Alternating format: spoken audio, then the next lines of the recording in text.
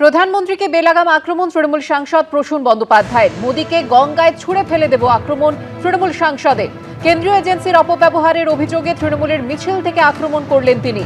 মোদীকে বেলাগাম আক্রমণ প্রাক্তন ফুটবলার ও তৃণমূল সাংসদ প্রসূন বন্দ্যোপাধ্যায়।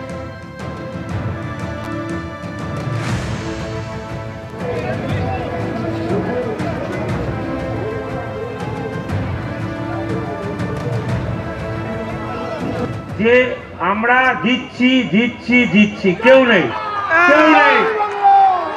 ওই মোদি বলে একটা লোক আছে, ওটাকে গঙ্গা জলে ফেলে দেবো। মোদি এরকমভাবে ধরবো আর ফেলে দেবো, আর মুকুর খাইয়ে দেবো একটু, আর কিচ্ছু না। মমতা দি আছে, অভিষেক আছে, কেউ পারবে না। ভোট জিতবো তো, আমরা জিতবো তো। আর মোদিটাকে একবার লাথি মেরে তাড়িয়ে দিতে হবে। হ্যাঁ, এত নোংরা এত বদমাইশ আমি দেখিনি। থার্ড গ্রেড লোক একটা, থার্ড গ্রেড। কোনো সাংসদের এটা কোনো বাঙালির এটা কোনো বক্তব্য হতে পারে? এবং প্রধানমন্ত্রীকে কেন্দ্র করে একটা প্রধানমন্ত্রী সম্পর্কে এরকম ধরনের কথা বলা যায়? প্রধানমন্ত্রী কি প্রসূনের মাসোয়ারা পাওয়া কোনো ব্যক্তি নাকি এই ধরনের কথা বলছে? তবে এইটুকুনি বলতে পারি যে ও বাংলার তথা ভারতবর্ষের একটা নামি দামি খেলোয়াড় ছিল, ফুটবলে অনেক লাথি মেরেছে। তবে এই সমস্ত কথা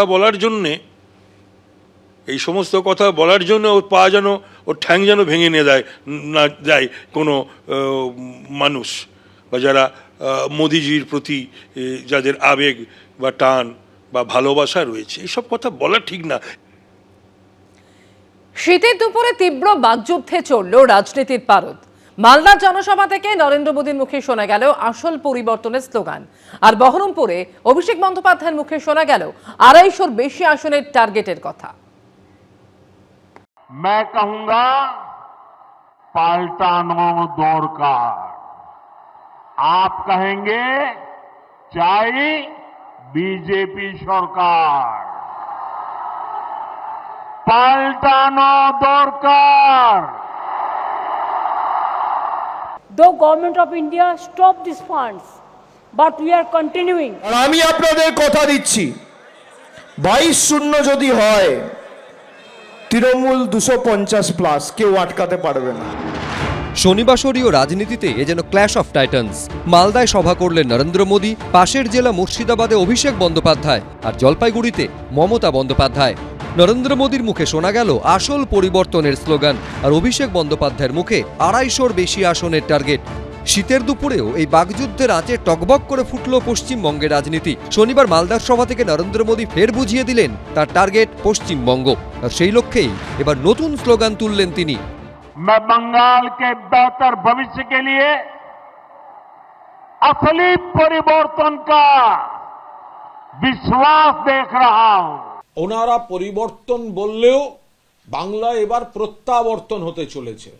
নরেন্দ্র মোদীর পরিবর্তনের স্লোগান বাংলার মানুষের প্রত্যাবর্তনের শপথে ধাক্কা খাবে, কারণ মমতা বন্দ্যোপাধ্যায় চতুর্থবারের জন্য বিপুল সংখ্যাগরিষ্ঠতা সহ মুখ্যমন্ত্রী পদে ফিরতে চলেছেন।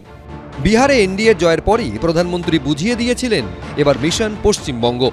गंगा जी यहाँ बिहार से बहते हुए ही बंगाल तक पहुंचती है। भाजपा आपके साथ मिलकर पश्चिम बंगाल से भी जंगल राज को उखाड़ फेंकेगी। শনিবার মালদার সভা থেকে সে কথা মনে করিয়ে ফের একই সুরে সরব হলেন প্রধানমন্ত্রী। बंगाल की हर दिशा में भारतीय जनता पार्टी के सुशासन की सरकार है।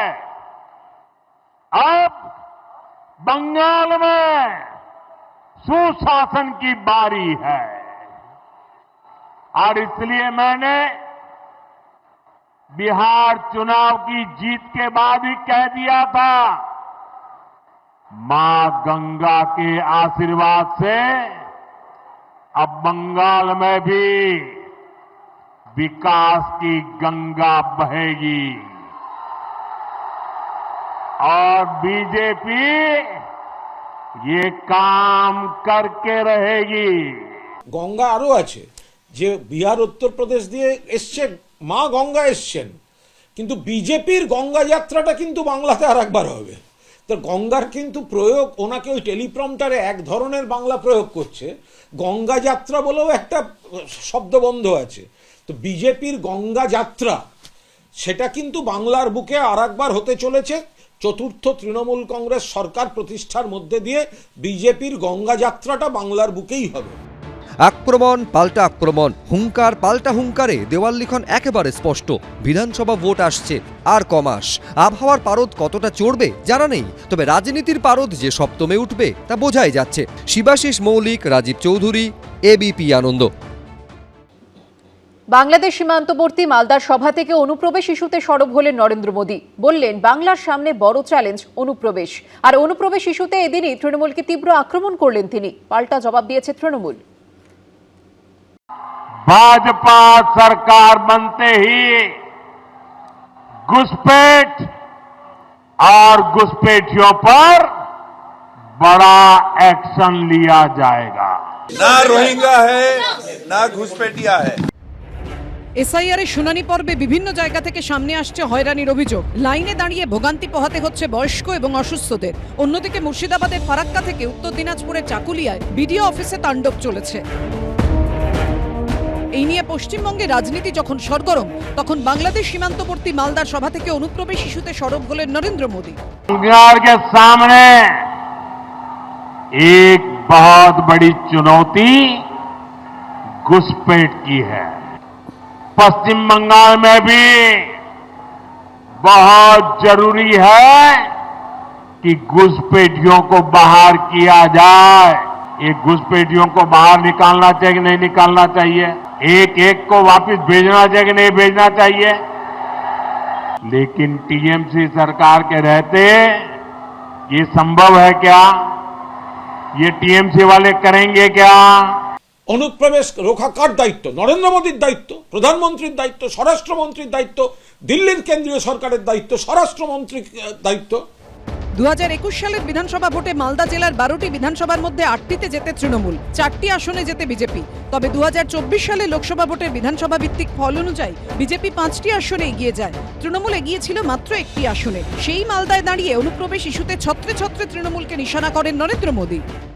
टीएमसी के नेता, टीएमसी का सिंडिकेट सालों से यहां घुसपैठियों को बसाने, उन्हें वोटर बनाने का खेल खेल रहा है। जो घुसपैठिए हैं वो गरीब का हक छीनते हैं। मालदा, मुर्शिदाबाद सहित पश्चिम बंगाल के अनेक क्षेत्रों में दंगे भी बढ़ने लगे हैं।